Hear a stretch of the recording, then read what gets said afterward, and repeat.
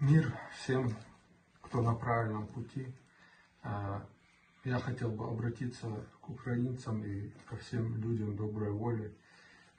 Сегодня в это трудное время для Украины, когда Россия коварно напала, не объявляя войну на Украину и пытается захватить города, но украинцы героически отбиваются. В это сложное время некоторые люди якобы чеченской национальности, так называемые кадыровцы, тоже участвуют в этой агрессии против Украины. Я хочу заверить украинцев, что настоящие чеченцы сегодня защищают Украину, в том числе в составе батальона имени Джохара Дудаева и в других подразделениях. Мы воевали и будем воевать за Украину до конца, разом до перемоги. А кадыровцы — это такие же предатели чеченского народа, как ДНРовцы, ЛНРовцы и прочие марионетки российские.